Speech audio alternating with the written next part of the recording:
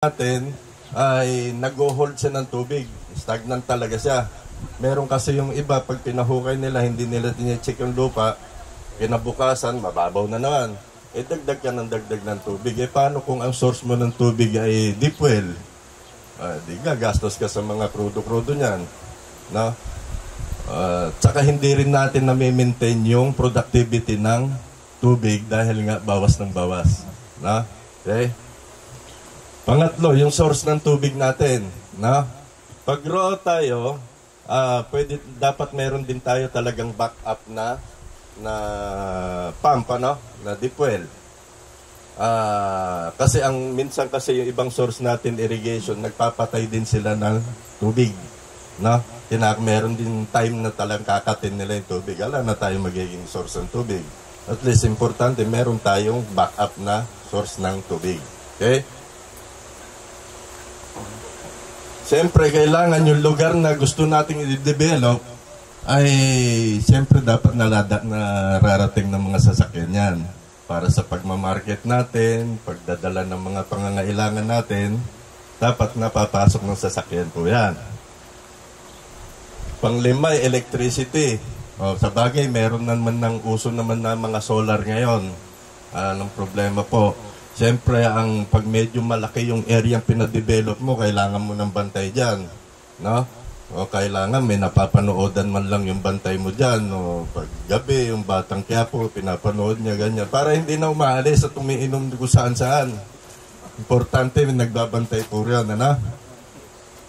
Okay? Pang-anim po yung peace and order situation. No? Halimbawa po, nasa isang lugar tayo, kung kailangan natin ng mga emergency labor, no, kung meron man dito sa mga tabi-tabi dyan na pwedeng gustong pumasok na emergency, kunin na natin. Tapos yung pakikisama natin sa mga tao. Kasi pag kinabwisitan tayo, isang bote lang yung pispan mo. Isang boteng gamot lang yan. Taob lahat ng karga mo. Pag binisit kayo, itsahan lang po yan. Isang boteng lason po yan. Taob lahat ng isda mo. Alam po yan. Kaya kailangan yung pakikisama rin sa mga malalapit sa areas. Okay?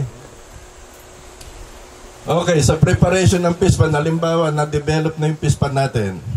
So, kailangan po natin yan, dinedrain po natin yung kung may tubig yung pispan natin. Bakit ba natin kailangan i-drain yan? Para maiwasan po natin, kasi pag may naligaw po dyan ng mga dalag o yung mga hitong malalaki at inistakan po natin ng maliliit na tilapia, uubusin lang din po yan ng mga yan. So kailangan dinedrain po natin yan bago natin patubigan. Then yung mga inlet po ng pispan natin, nilalagyan natin ng mga screen po yan na pino. No? Kasi minsan sa source po nang gagaling. Halimbawa kung irrigation po yung source natin, marami pong mga kwan dyan. Mga wild na isda po dyan, mga predator, nakakapasok po yun. Iwasan po natin po yun. Okay? So, yan po. Yung iba po, pag medyo matagal na natinggay yung pispan nila, pinapaararo din nila. Na? Para maganda mag-hold siya ng tubig at saka nakakasingaw yung mga toxic gases doon sa lupa. Mas maganda po yun. Parang traktorin lang na taikot na ganyan. Parang gagambulin lang yung pan mo. Yung pispan mo. Tapos nile-level din po yan para doon sa drainage niya. Pag pinatuyan nyo, isa lang yung pupuntahan ng tubig niya. Ano? Okay?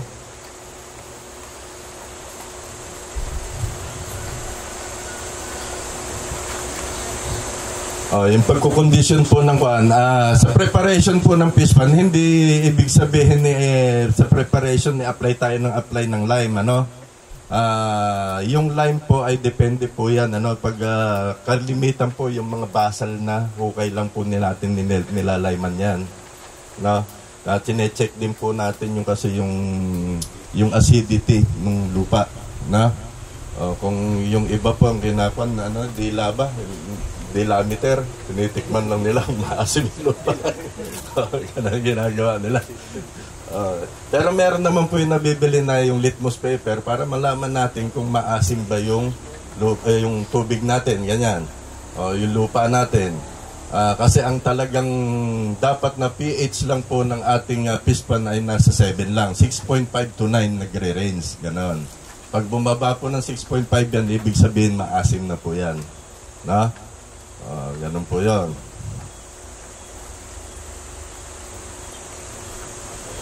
Yan. Ngayon po, kung na-trace po natin na maasim yung lupa natin, na pwede po tayo mag-apply ng lime. May nabibili naman po sa mga agri-supply po niyan, ano? Ng 200 kilograms per hectare po. No? Yan po ang rate po na nilalagay natin, ano? Minsan na lang po bago natin patubigan yan, sabugan natin yan. Pakalat po siya. No? Ganyan po, kinakalat lang po yan na ganyan. Kung wala pong hydrated lime, meron yung agricultural lime po kasi. Yung hydrated kasi medyo mainit to. Mas mabilis ang epekto po na ito. Apa. So, ayan po, dapat po nilalagyan natin ng mga screen yung pasukan ng tubig, no?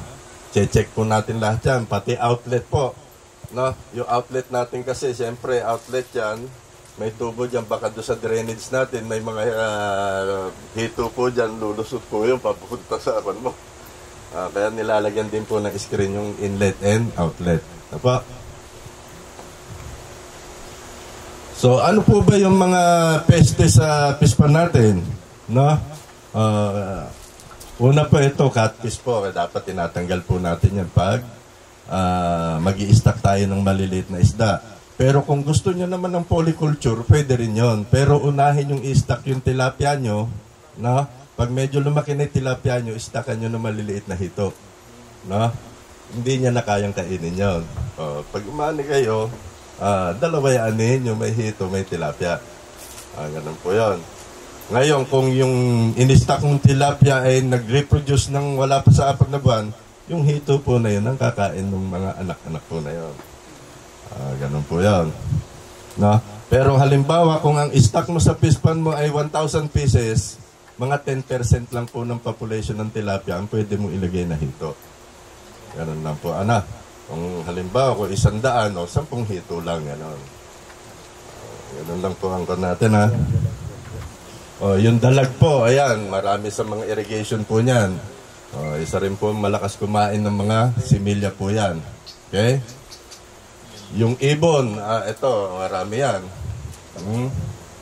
Kahit anong bugaw mo dyan, magagaling po yan. Kung araw-araw po nasa pispan mo yan, kung 100 piraso yan, 100 na kamo araw-araw na babawasan yung isda mo, o kaya mababa ang nare-recover natin.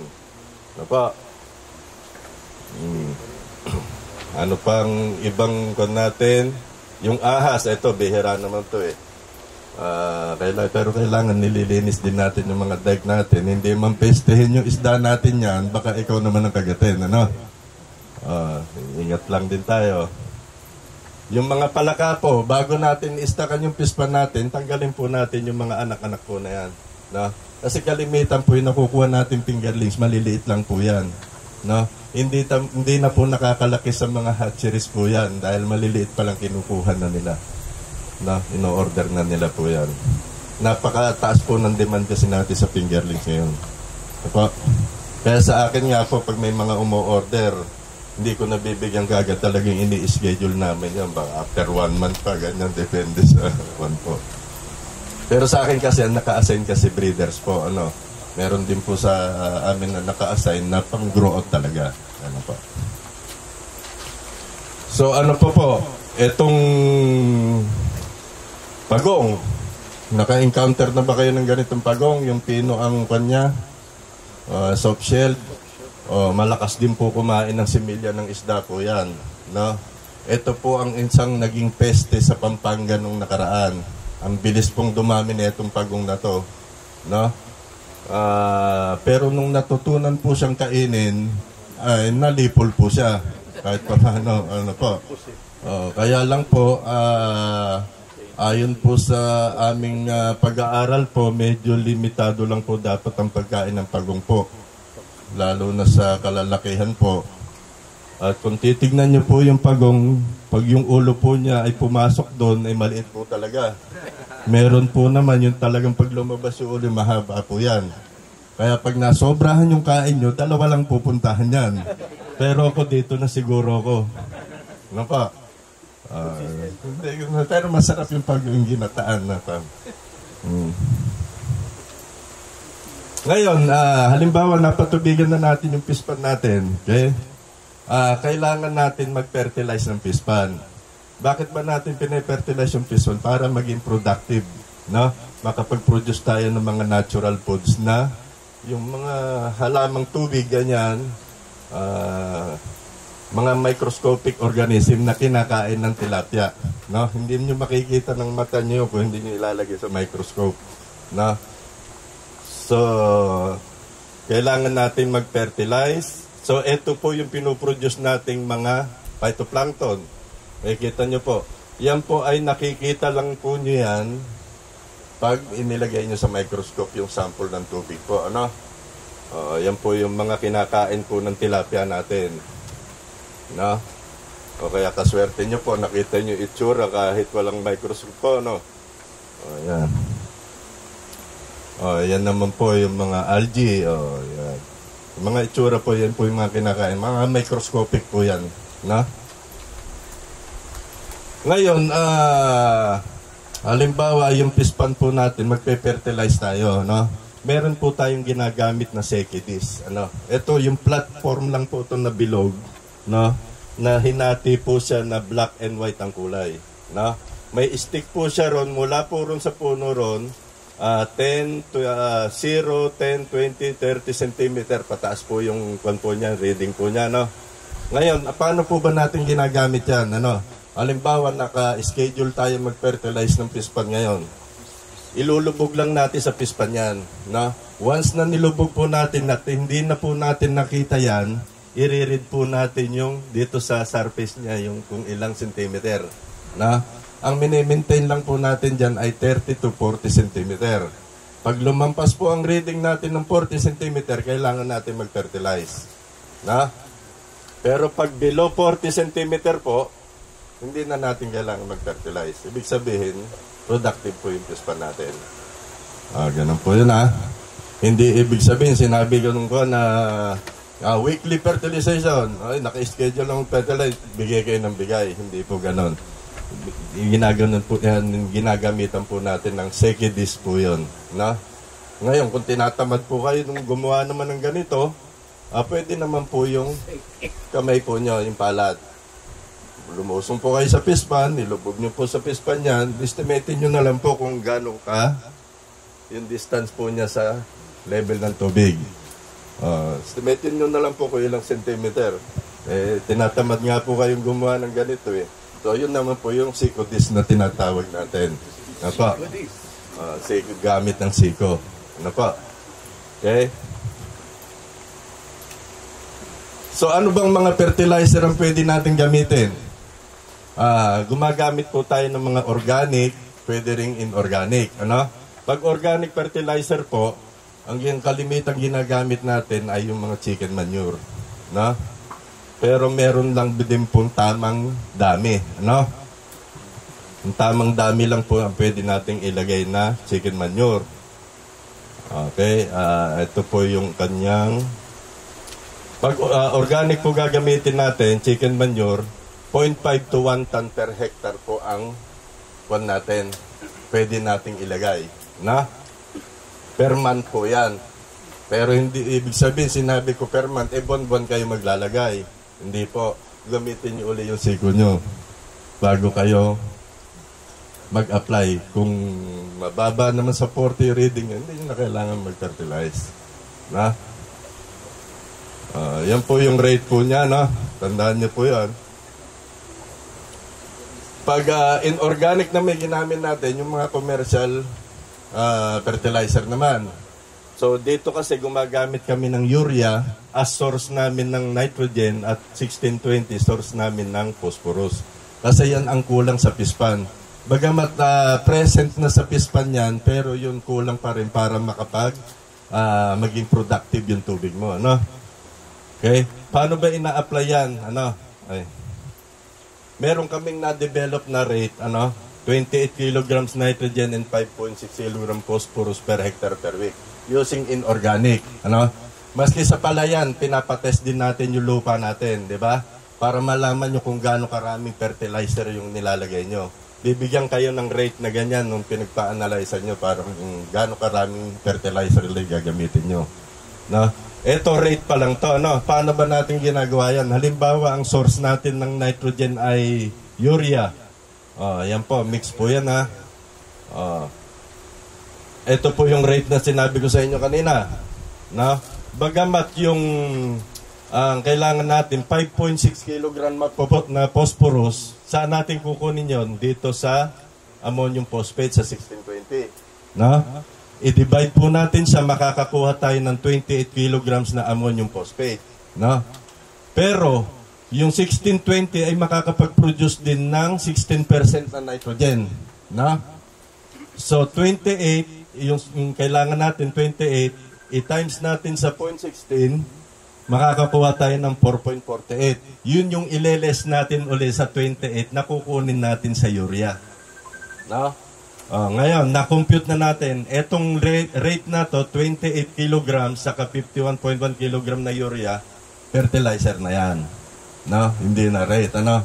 Yan na yung amount na ilalagay mo per kilogram, per hectare per week po yan. Ano? Okay? Pero para hindi kayo mahirapan ay kinumpute ko na rin po per hectare. Halimbawa, meron kayong 100 square meter, yan po yung rate na ilalagay lang po nyo. No? Ganyan lang po yan. Cross multiplication lang, kung gaano kalaki yung area nyo, yun lang yung dami ng ilalagay yung fertilizer po. Okay?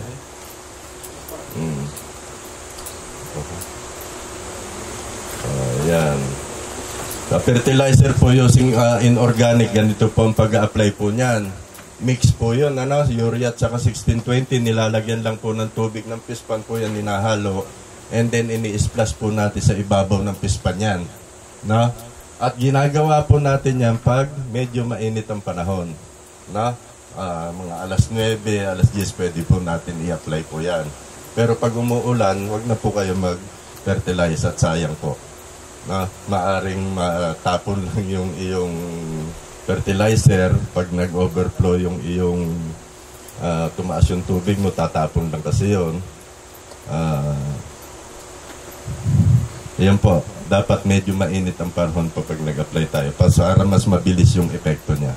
Okay? Ngayon po, nakapag-fertilize na tayo ng pispan, ano? Yung pag-i-stack naman, anong method ba yung gagamitin natin? Ano? Kalimitan po ang ginagamit po natin sa Pampanga po, yung semi-intensive po. Ano? Meron po tayong extensive culture, semi-intensive, at saka intensive culture. Pag extensive po, pwede lang tayo maglagay ng 1 to 2 piece per square meter. No? So, ang ginilalagay lang po natin dyan, kung gusto nyo pataba, kung gusto nyo mga sirang tinapay, darak, parang backyard kwan lang siya. No?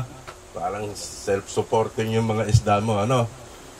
Pag semi-intensive naman po, ipe-fertilize natin yung pispan natin with matching supplemental feeding. Na? Yan po yan. Pwede tayong maglagay ng, kalimitan po nilalagay natin 5 pieces per square meter. Na? Pag intensive culture po, nag-i-stack po sila sa pispan hanggang 10 piraso po. Pero pag medyo lumaki na po yan, yung ikatlong buwan, kailangan na po ng aeration system yan. Ganun po yan. Kasi kahit anong kwan mo dyan, hindi po lalaki yan pag walang suporta na oxygen. Ano? Nababa po ang oxygen yan dahil sa dami ng karga. Intensive po yan.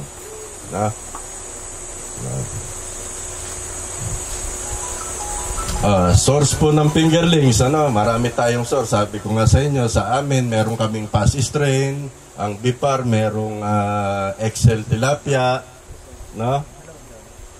Medyo ala na rin kasi yung mga gift strain natin dito, no? Meron tayo yung mga tilapyang nabubuhay sa pinaghalong tubig, tabang at alat. Yung po yung mga best tilapia, no? Ayan, brackish water enhanced selected tilapia. Marami po, meron din po tayo red tilapia. Available din po yan, ano? Tandaan po, yung pass strain po natin, nabubuhay po siya sa medyo maalat na tubig, pero hindi po natin dapat siyang biglain, no? Kasi dinevelop po natin siya sa fresh water, no? pag nilagay natin siya sa brackish water, medyo apektado po yung paglaki niya. No? Kaya meron po tayong mga tilapia na nakadesign talagang i-stock para sa mga brackish water. No? Okay? Ngayon, dito na tayo sa pag-i-stock ng fingerlings. Ano? Yung pag-i-stock po natin, ginagawa po natin yung pag medyo malamig po panahon. Ano? Pinapalutang po muna natin yung oxygenated bag natin sa fish pan. At least 15 minutes po para ma-adapt natin yung ma-adapt ng mga isda yung temperature ng tubig sa fish pan at yung mag-match po do sa temperature ng tubig sa plastic bago natin pawalan. Ano? Tapos pag pinawalan po natin yan, inut-inut lang po natin pawalan yung silang kusang lalabas sa plastic. No? Hindi po yung binuksan niyo yung plastic, buhos na gano'n. Na-stress po yan. Pag na-stress po yan, yan po yung isang dahilan para sila ay mamatay po. No? Okay, supplemental feeding po. Okay. Sa pagtitilapia po, kung titignan nyo, talagang ang pinakamalaking gastos po natin dyan ay yung sa feeds. Ano? Umaabot po yan ng 60 to 70% ng cost of production natin ay galing sa feeds. No? So marami po tayong feeds na available kahit, depende po kahit anong brand po naman yan, depende po sa CP na gagamitin nyo. Meron po kasi mga crude protein content po yung mga iba-ibang klaseng feeds po natin. Ano? Depende po kung ano yung mga available na brand po sa area nyo. Okay? So ano ho ba yung kahalagahan ng pagkain po ng feeds? O halimbawa, parang sa bata, kailangan po kasi yung mga feeds po na yan, meron po yan mga vitamins, minerals, talagang kompleto po yan. Ano? O bata po, kailangan po natin ng sapat na pagkain para maganda rin yung paglaki po niya. Ganun po yan. Parang ganun lang po ang kanyan. Kung titignan nyo po, yung bata na yan, after 45 years, so ito na ngayon, ito ko, yan.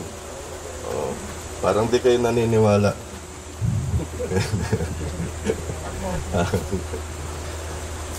Okay, pagpapakain natin ng feed sa fish pan, kinukompute din natin yan. Hindi basta-basta hagis lang tayo ng hagis kasi nga isa yun sa pinakamalaking gastos natin.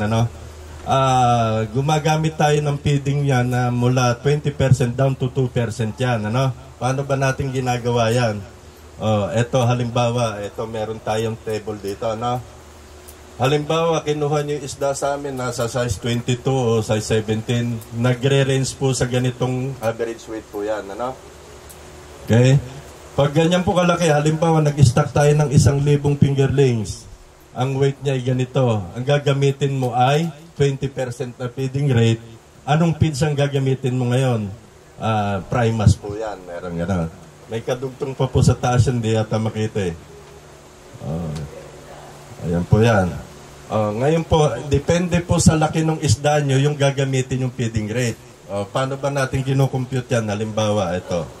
Sa 1 hektarya, halimbawa, meron tayong stock na 5 per square meter.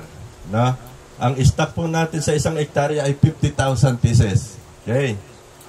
Ang computation po sa pagpapakain, number of stocks times the average body weight times the feeding rate.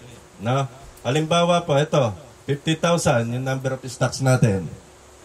Halimbawa, yung average body weight natin ay nasa 5 grams na. Ano ba yung nasa 5 grams? Hanapin mo yung 5 grams. Ayun. So, 10%. Diba? 10%. So, i-times mo ng 0.1, 10%. Makakakuha ka ng 25,000 grams or 25 kilograms per day. Yan po ang ipapakain mo 25 kilos araw-araw sa 50,000 na stocks mo. Ngayon, yung 25 kilos po na yan, yung 25 kilos po na yan, depende kung ilang beses kayo magpapakain sa isang araw. Kung 2 beses kayo magpapakain, hatiin nyo lang po yan. 25 kilos, hatiin nyo lang din po yan. Hindi po 25 kilos sa maga, 25 kilos sa hapon, hindi po. Hatiin nyo lang po yan. Kung 3 beses kayo magpapakain, hatiin nyo sa 3. Ganun po yan, ngayon po, yung pagpapakain po natin, dapat sinasagawa po natin yan between 8 to 9 a.m. Ano? Yung kasalukuyang papataas po ang dissolved oxygen. Ano? Yan po. Kung 2 beses tayo magpakain, yung isa naman ay between 2 to 3 p.m. No?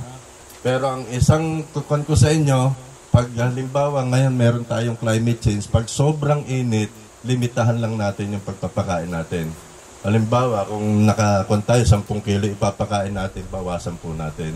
Kasi hindi po masyadong kakain yung isda pag sobrang init po na ganyan. No? Di baling mag-extend na tayo ng culture period kasi ang iniiwasan po natin dyan, kasi yung energy ng isda na igagamitin sa pagkain na dapat ay gamitin niya na lang para makasurvive siya sa temperature ng tubig. Ganun po yun. Medyo kanin na natin, tasahan natin. Bigyan lang natin, pikimil lang natin ng feeds. Pag maganda na lang yung time, saka natin ulit pakainin. Na? Yan po. Makikita nyo naman po yung isda natin pag pinapakain natin. Nakakatuwa po yan. Ano? Baka nga paparating ka pa lang, sumasalubong na sa'yo yan. Talagang nakakaalis din ng stress talaga. Pag talagang maamo yan, maski kamay mo, mahuhuli mo lang siya ng ganyan sa dami nila. Na? Sa water quality, kung kayo na may umpisa, hindi naman tayo makakabili siguro ng ganito at kamahal ng ating mga gadget na ganyan. No? Ang maipapayo ko na lang sa inyo, maging mapanuri na lang kayo sa mga alaga nyo. Ano? Mamaya ipapakita ko sa inyo kung yung mga isda nyo ba ay ano ba ang senyales, ano? Kung merong problema yung inyong isda. No?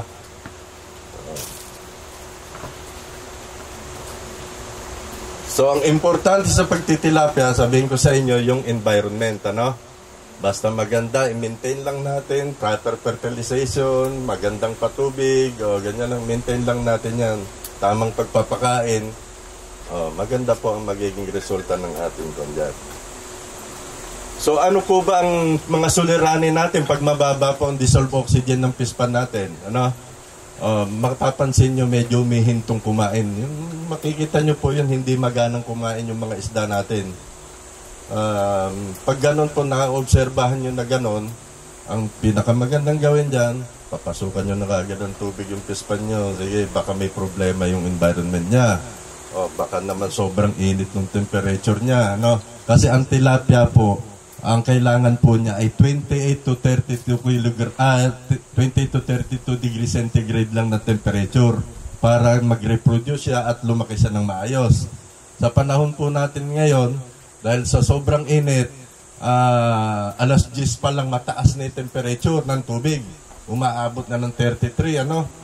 Paano pa yung kainitan talaga? Umaabot po ng 36, 37 degrees temperature po ng tubig po yun. Kagaya kahapon dun sa amin, 45 degrees yung air temperature. Yung tubig po niya, inaabot po ng 36 po yun. Ganun po ang konpo nun. Kaya ang pinakamagandang konpo nun, yung pakain natin, limit lang, and then papasok po tayo ng tubig. At kung maaari, wag natin galawin yung isda natin, papasukan lang natin. Kasi pag ginalaw po natin yan, na-stress po yan, mamamatay po yun sa panahon po natin ngayon. Okay? Yan po, nangihina, pag siyempre na-stress siya, madali nang kakapitan ng sakit po yan. Yan po. Okay? Ano po ba yung mga dahilan ng pagkaubos ng oxygen sa tubig, Gabi? Pag makulimlim po at umuulan, yan, medyo mahina po ang pagpuproduce po ng oxygen po nun, ano? Pag ganyan po, kaya sabi ko nga sa inyo, lagi lang kayong mapanuri sa mga alaga nyo. Makikita nyo naman kung talagang active kumain yung mga yan eh. Pag medyo matamlay kumain yan, medyo limit lang kayo sa pagkain. Kung 10 kilo pinapakain nyo, gawin nyo lang siguro 3-4 na kilo lang, ganyan lang. Sa susunod nyo na dagwanin, pakainin ng maayos. No? Pag medyo maganda na yung kondisyon ng isda. Okay? Pag masyadong marami yung isdang iniligay nyo, no? Yun din ang isang dahilan ng pagkaubos ng oxygen. Kasi sabi ko nga sa inyo, meron lang tamang dami na dapat ilagay sa fish pan natin. Ano? Yung iba kasi ang ginagawang 10 pieces. Ganun, kasi para pag may mamatay daw, kumpleto pa rin yung kanya. Paano kung halos lahat yung nabuhay, di kadami ng stock mo? No? Lahat yung kumukonsumo ng oxygen, so isang dahilan yung para bumaba yung oxygen ng tubig mo. No? Ngayon, kung hindi mo lalagyan ng aeration system yan, hindi lalaki yung isda mo masyado. Anong gagawin mo ngayon? Magbawas ka ng isda mo. Lagyan mo sa ibang lalagyan. Para mabawasan siya, makalaki yung mga isda mo. Ganun po yan. Na? Okay. Ano ang mga suliranin kung kulang daw ang tubig ng palaisdaan? Kaya lagi nating minimaintain yung lalim ng pispan po natin. Ano? Kasi pag mababaw po yan, mabilis uminit po yan. Mababa ang level ng DO. Kaya dapat po ang pispan po natin, at least 1 meter po ang lalim. Ano? Ng tubig niya. Kung ay kayo'y magpapadevelop ng pispan, mas maganda, mas malalim na yung gawin nyo para habang tumatagal kasi yan, bumababaw yan, nag-i-erode kasi yung dike niyan, at least 1 meter pa rin yung lalim ng pispan mo. Na? Okay?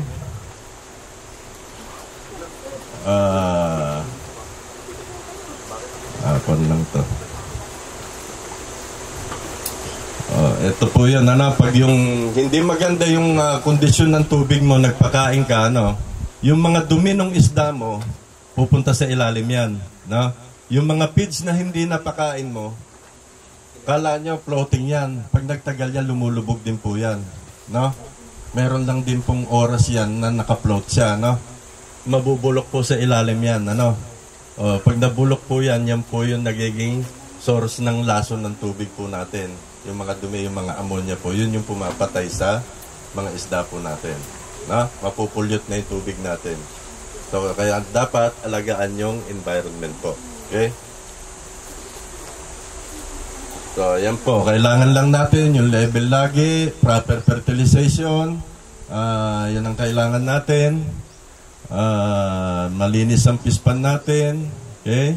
Basta lagi nyo tandaan na yung obserbahan nyo lang lagi yung alaga nyo para kung makita nyo medyo matamlay, papasukan nyo ng tubig. Tapos limit lang pakain. Panay ganun lang ang kwan nyo. Kasi hindi nyo naman pwedeng iangat yan at gamutin na lang. Kwan nyo na naman sa asin na ganyan. Malalong may stress po yung mga isda po nyo. No? Okay. Yan naman po nagiging sanhi ng sakit ng isda. Pag nai-stress po yung ating mga isda natin. Pag na-stress po kasi yan sa pangit na kondisyon dun sa area niya, ang nangyayari po niyan, yung kahit sino naman sa atin, halimbawa kayo lang, daling kayo sa hindi magandang lugar, di ba, na-stress kayo, kagaya kahapon, sobrang init, na-stroke yung mga tao, no? O ganyan. Ano ba yung mga source, saan ba nang gagaling yung mga stress ng isda na yan, ito po yan. Meron tayong mga chemical stressor na tinatawag. Ito yung pagmababa yung kalidad ng tubig natin. Kaya kailangan dapat iayos natin yung kondisyon lagi ng tubig natin. Yung hindi maganda yung feeds na ginamit natin. Baka naman, kasi ang feeds po, pag bumili tayo, meron pong duration yan. Kung 6 na buwan po lang po yan o 3 buwan lang, na-expire din po yan. Kaya pag bumili tayo, hindi bultuhan. Kung ilan lang po yung magagamit natin sa time na yun para hindi tayo nasisiraan ng feeds. Yun po, pag kasi may mga amag-amag na po yun, nakaka-apekto rin po yun sa isda natin. Kapag marami daw yung naipong dumi sa ilalim ng palaisdaan, yun na-stress yung isda, yun yung mga chemical. Sa biological naman, yung mga pag masyadong marami yung inilagay mong isda, nakaka-apekto rin yan, sa physical, yung pabago-bagong init, yung climate change, kung papansin ninyo, kung stagnant yung tubig niya, sobrang init, siyempre mainit yung tubig ng pispan nyo. Bigla ngayon uulan sa hapon. Biglang lamig na ganon. Nagkakaroon ng overturn yun. May babaligtad at babaligtad sa isda nyo. Ganon po yun. Kaya kung sobrang init, nakakapagpapasok na kayo ng tubig, umulan man, hindi mabibigla sa temperature yung kanya. Ganon po yun. At paano nare-reduce yung init ng tubig. Okay? Kaya kung mapapansin nyo, pag hindi nyo pinatubigin yan, namatay yung isda nyo. Lumutang yan, makita nyo, paniputik yung dito nyan. Kasi kung naghahanap siya ng sisiksikan niya talaga, kung saan siya pwede makalilim. Ganun ang kanya. Kung maliliit naman yung mga pispan nyo, meron kami mga na-develop ngayon, yung mga aquashade, yung mga weather net. Yung mga weather net, malaki po na itutulong po noon. No? Na-i-reduce niya nasa 3 degrees centigrade. Kung 36 yung temperature mo, mga nasa 33 lang yun. Pero siyempre, hindi mo naman kailangan kung maliliit lang, Kasi ginagamit namin yung mga aquashade namin, yung mga weather net namin na yun, sa mga hatchery. Dahil ang hatchery, maliliit lang naman ang kailangan natin pispan dyan. No? Pero kung sa grow out natin gagamitin yung mga net na yan, kung 8 hectares sa isang butas lang sa Pampanga, malalagyan mo ba ng net lahat yun? Hindi naman, di ba?